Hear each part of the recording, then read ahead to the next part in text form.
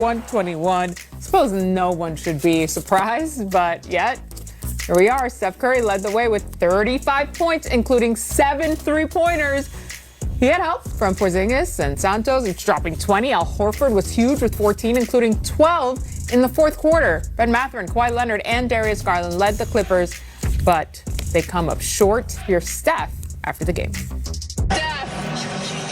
Steve said you guys may not have had a lot of momentum on your side, but you had experience.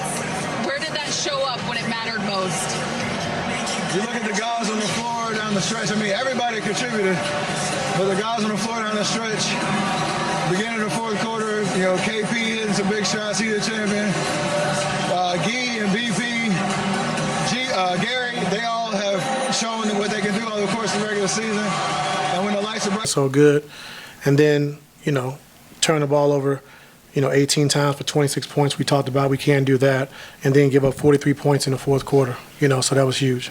And then if I can ask, Kawhi in the fourth quarter, he checks in a three-point game. I believe he only took one shot. Up until the layup that he had at the end, he'd only taken one shot. What did you see out of the defense that Golden State threw at him to kind of get him out of rhythm and force the ball out of his hands? I thought Draymond did a good job being physical, denying him the basketball, not letting him catch it in the spots. And then whatever you did with the pick and roll, small, they blitzed it. The big, they blitzed it. And just, try to make him a passer. And we didn't execute very well with their blitzes.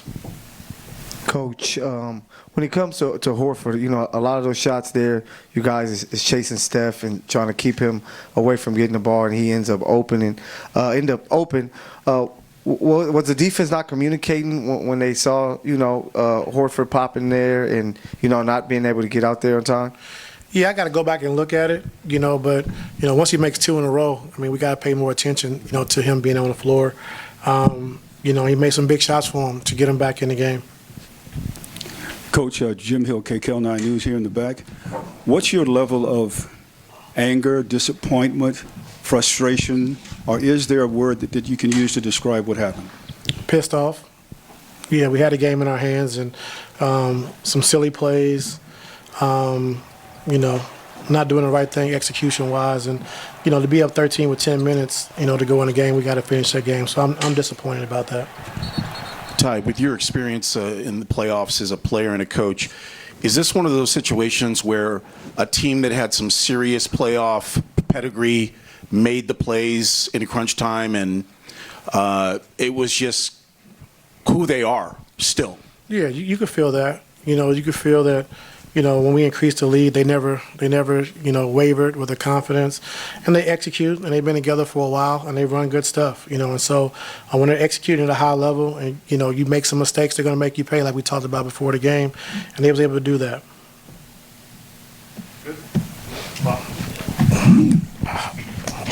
So I asked you before the game about Darius, and it looked like Golden State targeted him all night. Obviously, he winds up fouling out.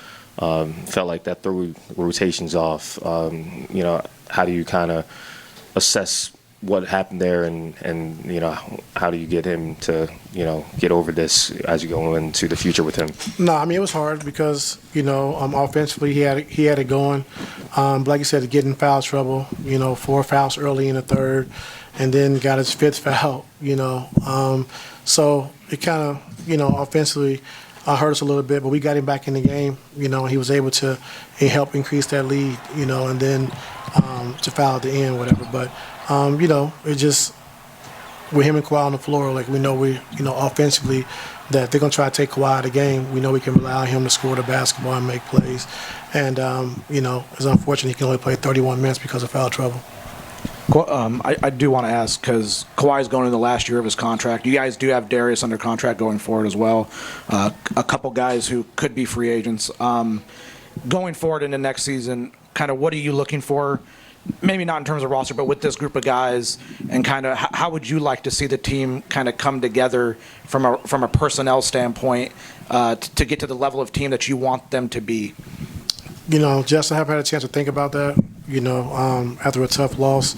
Love the group we have. To have a training camp, to have a preseason together, things could be different, as far as execution-wise, to be able to do different things, to put in a package for DG to do some different stuff. So everything just was so fast this season. You know, it couldn't really stop and take time to really, you know, implement what you want to implement. Guys catching up with the defensive stuff.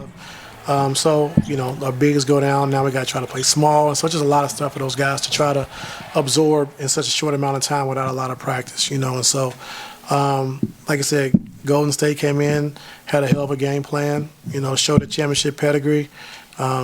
Steve is a hell of a coach, you know. Of course, we know Steph. And the toughness that Draymond brings them you know, that's when the game changed. When he came back in the fourth quarter, he really changed the game, you know, as far as his level of physicality, his 1-2 for wanting to guard Kawhi the whole game. They kind of matched their minutes, and, you know, you can see why they're champs.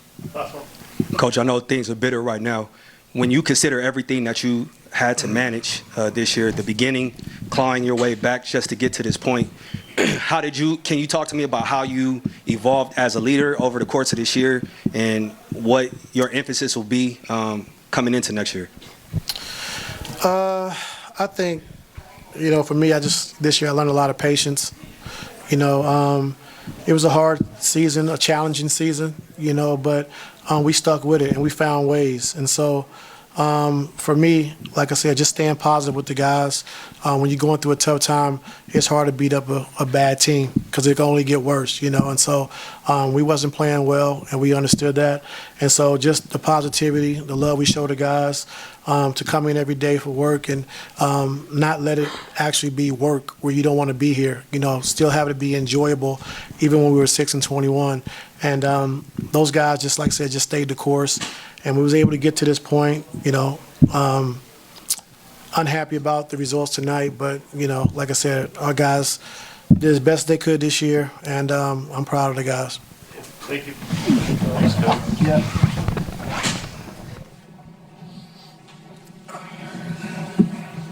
Steve, how would you describe Steph and Draymond down the stretch there tonight? I've been watching them for 12 years. You know, there's a reason we have 4 championships, and it's the competitiveness, the heart, the will, and, you know, just it's been such a tough year.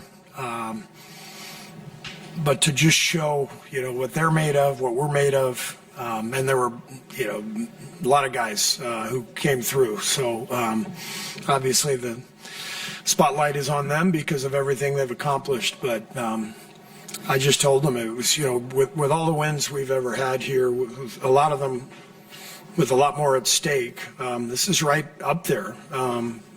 Just because, you know, of where we are and our age and our, you know, the decline of our performance this year, the injuries, it was just a display of, just a beautiful display of competitive will, and this is why Steph came back.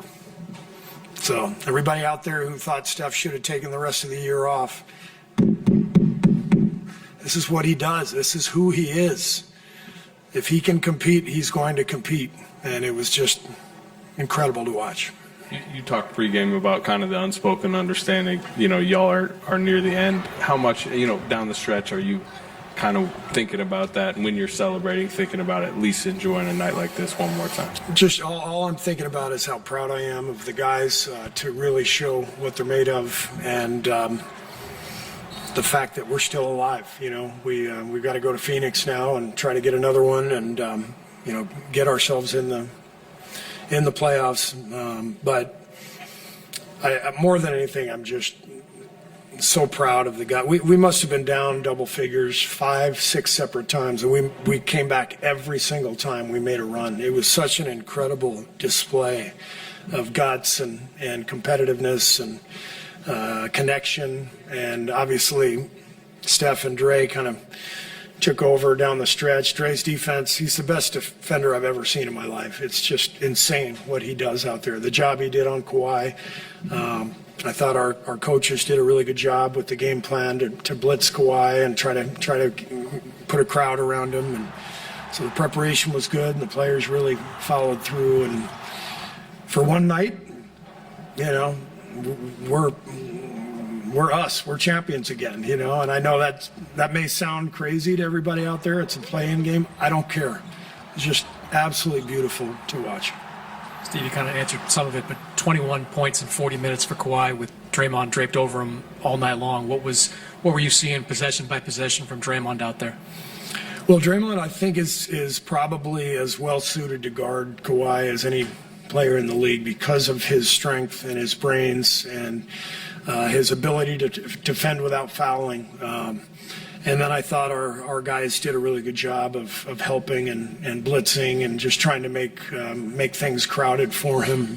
Kawhi's been one of the best players in the league now for the last couple months. He's just been incredible. So we knew we had to make things difficult for him. And I thought we did as good a job as we could have.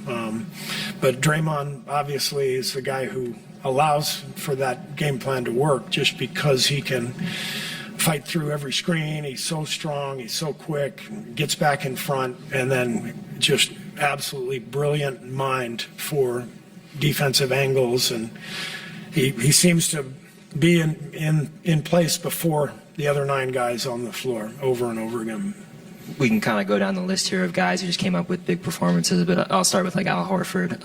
What did he do in that fourth quarter to kind of unlock himself and hit those 3 straight 3-pointers? I thought what Al did tonight is one of the most difficult things to do in sports is when you're having a rough night through 3 quarters, to just flip it and all of a sudden start draining shots and making defensive plays. And he completely turned his own performance around, and it was kind of a perfect 1-2 punch with Kristaps and Al tonight. Kristaps kept us in the game with his scoring, his passing, blocked a couple shots. And then when it was Al's turn to come in, the way he just see what we can do on Friday. Steve, you said right here, you said yesterday this felt like the first meaningful game in a long time, like a year. And you probably know to some extent what you're getting from Steph and Draymond. But in the first meaningful game in so long, to get that, not just from Al and Kristaps, but for Guy and Brandon, who haven't really played much on this stage, you know, any postseason stage, for everybody to sort of come through like that. What does that mean to you, not just to get you to Friday, but to carry into the future? I mean, it's why I'm smiling up here. You know, it's why I'm just so elated with what I witnessed just now. It was just absolutely beautiful. So many guys, every guy came in. I thought Melt was really good at both ends, and you know, Guy scoring 20 points. He's a plus 16 out there. BP giving us 40 minutes. He has to because of our age and you know, the injury situation, and you know, just wonderful to see the group connected and fighting and making the most of this opportunity.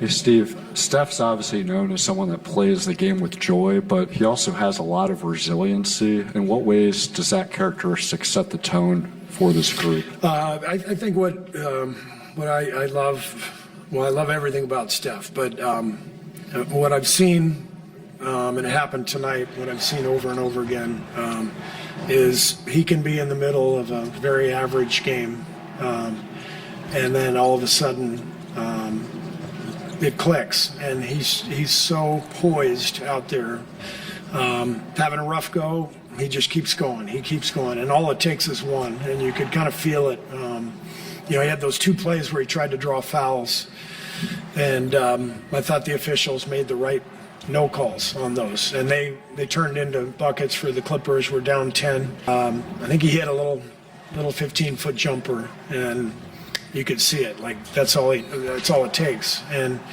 you look at the box score at halftime, and then you look at the final box score, and you're like, how the hell did that happen? You know, look, I mean, 12 for 23, made 7 3. I didn't see any of that in the first half.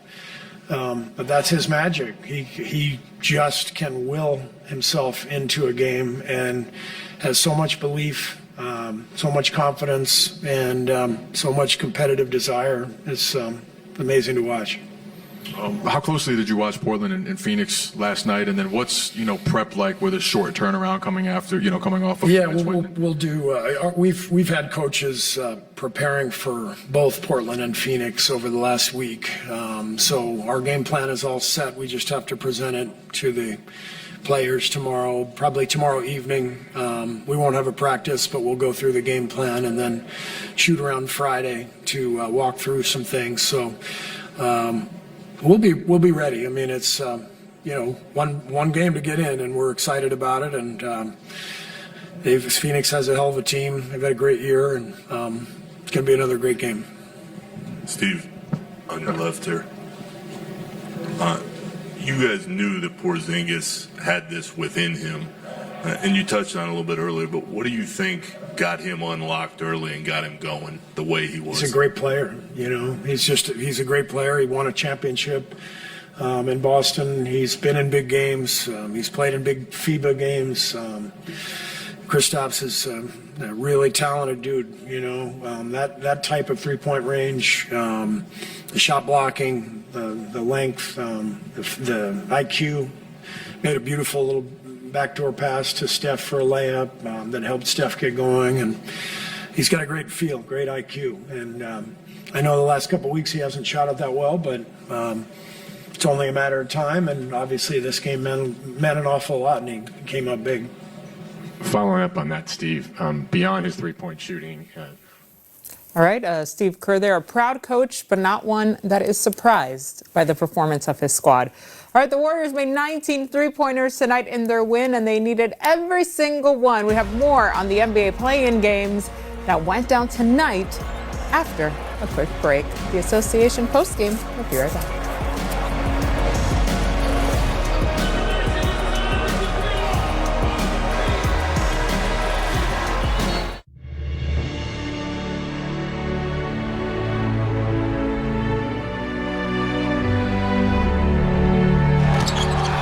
Draymond trying to set the screen, a deep three by Curry.